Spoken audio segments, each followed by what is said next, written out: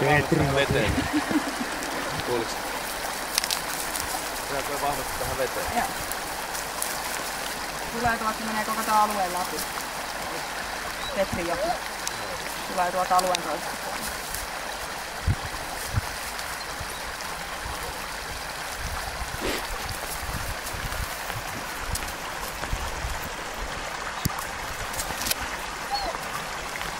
Näytäks päästä karttaan?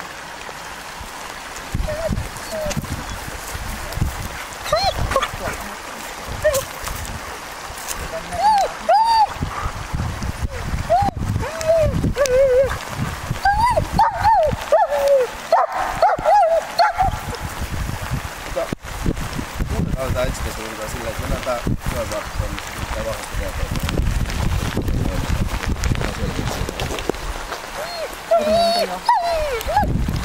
Johtokoira 1. kuulee.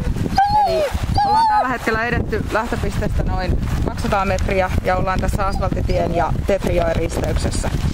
Koiranohjaaja haluaa muuttaa etsintäsuunnitelmaa siten, että lähdetään etenemään tätä Tetrijoen vartta pitkin. Koira reagoi voimakkaasti tässä tähän Tetrijoen alkupisteeseen, tai siis tähän pisteeseen, missä se leikkaa tämän tien. Eli näyttää siltä, että sieltä tulisi haju. Joo, asia selvä. Merkattu johdon karttaa. Voitte toimia suunnitelman mukaan ja olkaa yhteydessä sitten, kun olette leikannut sitä joenvartta, että mahdollisia reagointia. Selvä. Voidaan mennä.